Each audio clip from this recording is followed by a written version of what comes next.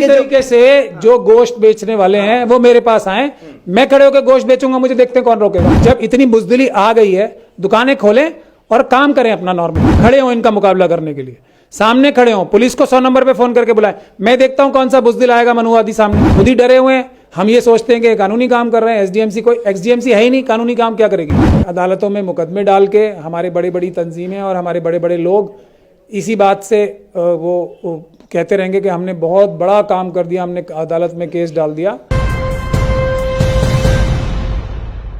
उत्तर प्रदेश के बाद दिल्ली में भी गोश्त की दुकानें बंद करने का आदेश साउथ एमसीडी ने दिया। उसके बाद किस तरह से यह पूरा मामला आगे बढ़ रहा है और आज गोश्त की दुकानें बंद भी नजर आई हैं साउथ दिल्ली में। मेरे साथ इस पूरे मामले पर बातचीत करने के लिए मौजूद है सुप्रीम कोर्ट के वकील महमूद पराचा। पराचा साहब, गोश्त की दुकानें बंद करने के आदेश साउथ एमसीडी ने दे दिए हैं। जो दुकानदार हैं वो इस वक्त बहुत परेशान है, क्या इस पूरे मामले पर आप कहेंगे? प्रतिक्रिया पहली आपकी क्या है? परेशान सिर्फ जो दुकानदार हैं और जो गोश्त का व्यापार करते हैं वही परेशान हैं या खाने वाले भी परेशान होंगे?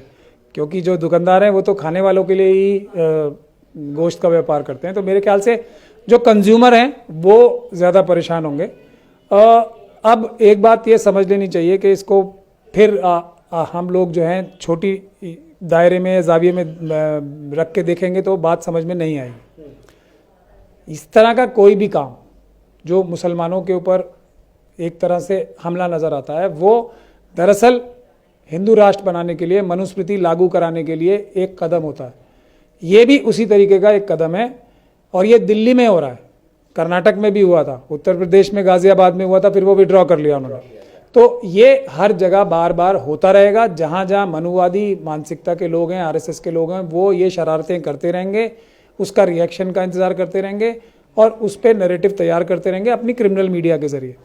तो बुनियादी बात यह है, schedule caste, schedule tribe, OBC और माइनॉरिटीज़ के लोगों को सड़कों पे आके प्रोटेस्ट करना जब तक शुरू नहीं करेंगे, सिर्फ अदालतों में मुकदमे डाल के हमारे बड़ी बड़ी तंजीमें और हमारे बड़े बड़े लोग इसी बात से वो कहते रहेंगे कि हमने बहुत बड़ा काम कर दिया, हमने अदालत में केस डाल दिया, तो ये ऐसा तरीका है जिससे मनुवादियों को और आरएसएस के लोगों को फ़ायदा ही पहुंचता है। तो हमें सबको मिलके संविधान बचाने के लिए सड़कों पे आना पड़ेगा, जब ही हम लोग कुछ कर पाएंगे, नहीं तो ये सब चीज़ें होने ही वाली हैं। कहा यह जा रहा है कि नवरात्रे हैं इसलिए गोश्त की दुकानें बंद रहेंगी, क्योंकि जो श्रद्धालु हैं, जो मंदिर में जाने वाले हैं हिंदू समुदाय के लोग, वो इन दिनों गोश्त देखते भी नहीं हैं। तो क्या आप समझते हैं कि पहली बार नवरात्रे आए जो इस तरह का बयान आया, इस तरह के आदेश अलग अलग जगहों पर सामने आ रहे हैं, या पहले भी नवरात्रे आते रहे होंगे? पहली बार भारतीय जनता पार्टी और आरएसएस ईवीएम के ज़रिए इतनी ज़्यादा ताकतवर हुई है कि जब वो, देखिए इसमें रीजनिंग, बहाना ढूंढना सब बेकार की बात है। आप अपने घर में अगर चुप भी बैठे होंगे तब भी वो कहेंगे कि इस घर में, क्योंकि यहाँ पे मुस्लिम रहते हैं, हमें परेशानी है, इस घर में ये तो होता रहा है ना, यहाँ पे शेड्यूल कास्ट लोग रहते हैं, शेड्यूल कास्ट कम्युनिटी को अछूत बोल के सिटी और गाँव में रहने ही नहीं दिया जाता था। तो इन्होंने तो बहाना ढूंढना है ना कोई। आप कुछ करो या ना करो उससे मतलब नहीं है, इन्होंने कोई ना कोई बहाना ढूंढना है। कल के ये बोला जाएगा कि schedule caste community, schedule tribe community और जो माइनॉरिटीज़ हैं सारी, मुस्लिम, क्रिश्चियन, सिख, बौद्ध, ये शहर के बाहर रहेंगे क्योंकि हमें देखना ही पसंद नहीं है इन्हें, ये भी कह सकते हैं कल को। तो इसमें बिल्कुल नहीं है ना, इनकी कोई भी बात जो होती है वो झूठ होती है, जो भी ये बोलें वो गलत होती है, उसको फौरन क्रश करना चाहिए, उसके ऊपर ध्यान नहीं देना चाहिए, बल्कि सरकार के खिलाफ पीसफुल प्रोटेस्ट का इंतजाम करना चाहिए, जेल भरो आंदोलन का इंतजाम करना चाहिए, और सब बातें अब कहना बेमानी है। तो मुसलमानों को क्या करना चाहिए? मुसलमान कह रहे हैं कि गोश्त की दुकानें बंद क्यों हो गई, और दुकानदार कह रहे हैं कि हमारा सारा रोजगार ठप हो गया। मुसलमानों को अगर वो फिर वही अगर छोटी नज़र से देख के कहेंगे, गोश्त की तरफ सिर्फ नज़र रखेंगे तो कुछ नहीं होगा मुसलमानों का। उन्हें ये देखना चाहिए कि गोश्त एक तो वो सिर्फ वही नहीं खाते हैं, और गोश्त का इशू ही नहीं है। इशू ये है कि शेड्यूल कास्ट कम्युनिटी के जो लोग हैं उनके साथ जो ज्यादतियाँ हो रही हैं उनसे हाथ मिलाएं।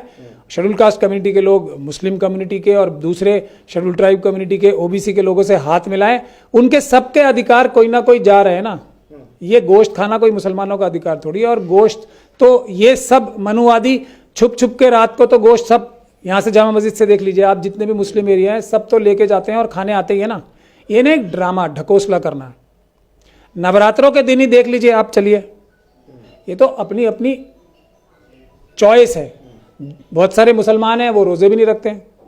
ये सब ड्रामेबाजी है।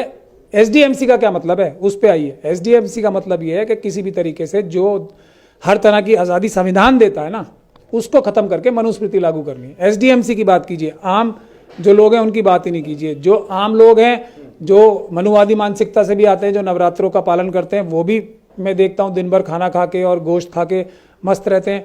और उसी तरीके से बहुत सारे मुसलमान भी हैं जो रोज़े ही नहीं रखते। बहुत सारे मुसलमान ऐसे भी हैं जो रोज़ों में भी शराब पीते हैं। रमज़ान के दिनों में भी शराबी हैं, बहुत सारे मुसलमान हैं वो। तो ये तो इंडिविजुअल लोगों की बात है। जो सरकारें कर रही हैं काम, हमें उस पर नज़र रखनी है। तो क्या, आखिरी सवाल, एसडीएमसी को ये अधिकार बनता है कि वो इस तरह का कोई आदेश गोश्त की दुकानों के लिए जारी कर दे जो कि जारी किया गया? फिर आप इसमें जवाब ढूंढ रहे हैं, यही प्रॉब्लम है। एसडीएमसी तो एग्जिस्ट नहीं करती ना अब, आपको मालूम है ना।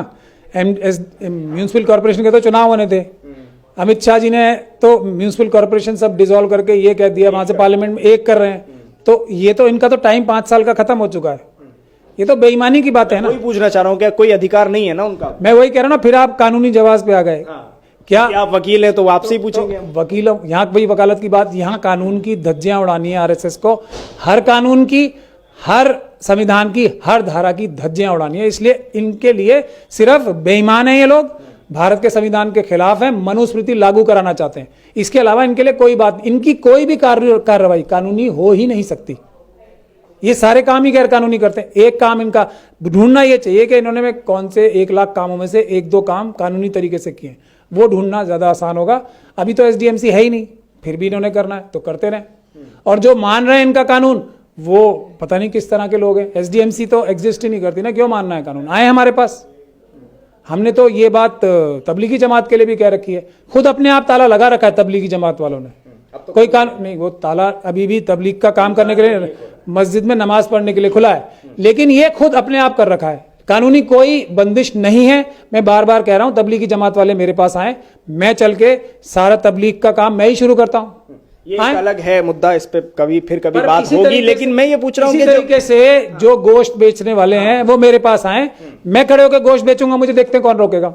आज बंद कर दी उन्होंने सब। आज वो तो ये गुंडागर्दी में बंद करवा रहे हैं। वो बैठ के खोले, मैं बेचने के लिए तैयार हूं ना उनके साथ दुकान पे बैठ के। गोश्त बेचेंगे? गोश्त क्या करूं मैं? जब इतनी बुजदिली आ गई है, दुकानें खोलें और काम करें अपना नॉर्मली, क्योंकि ये गैर कानूनी आदेश है, समझे आप लोग। मगर जब तक इतना हिम्मत और हौसला नहीं करेंगे तब तक यही होगी। अब दूसरे जो हमारे शेड्यूल कास्ट भाई हैं, वो भी तो गोश्त की दुकानें चलाते हैं, उनकी भी दुकानें बंद। ये हमला हमेशा मुसलमानों के साथ साथ schedule caste, schedule tribe, OBC पे साथ साथ होता ही है। चलिए, अगर वो खोल भी लेते हैं तो फिर वो टूटने से कौन बचाएगा दुकानें? शीशे तोड़ दिए जाएंगे, नारे लगेंगे। भारत का संविधान और हम बचाएंगे। और जो लोग ये क्रिमिनल्स आते हैं उनके खिलाफ मुकदमे दर्ज कराएं, इकट्ठे होकर रहे ना, शेड्यूल कास्ट, शेड्यूल ट्राइब और माइनॉरिटीज के लोग इकट्ठे होकर खड़े हो इनका मुकाबला करने के लिए, सामने खड़े हो। पुलिस को 100 नंबर पे फोन करके बुलाएं। मैं देखता हूं कौन सा बुजदिल आएगा मनुवादी सामने, कोई नहीं आएगा। लेकिन हम लोग खुद ही डरे हुए हैं। हम ये सोचते हैं कि कानूनी काम कर रहे हैं। एसडीएमसी है ही नहीं, कानूनी काम क्या करेगी वो? तो हौसला करना पड़ेगा, संविधान पे भरोसा रखना पड़ेगा, आगे बढ़ना पड़ेगा। बहुत शुक्रिया पराचा साहब बात करने के लिए न्यूज़ मैक्स से। हमारे साथ सुप्रीम कोर्ट के वकील महमूद पराचा मौजूद थे। उन्होंने 2 बड़ी बातें कही हैं। पहली ये कि मुसलमानों का कॉपीराइट नहीं है, कोई अधिकार नहीं है मुसलमानों का, खास के वही गोश्त खाएंगे, गोश्त बाकी लोग भी खाते हैं, ऐतराज वो भी करें। और दूसरी सबसे बड़ी बात ये कही है महमूद पराचा ने कि सबको एक साथ मिलकर खड़े होना है। और क्योंकि एसडीएमसी एग्जिस्ट ही नहीं करती तो उसको कोई अधिकार नहीं बनता इस तरह का कोई आदेश देने का, क्योंकि अब तमाम जो 3 एमसीडी हैं दिल्ली की, वो एक कर दी गई हैं और अभी चुनाव भी नहीं हुए हैं। इसलिए इस आदेश को जो दुकानदार मान रहे हैं वो सबसे बड़ी गलती कर रहे हैं। दिल्ली से न्यूज़ मैक्स के लिए साहिल नकवी।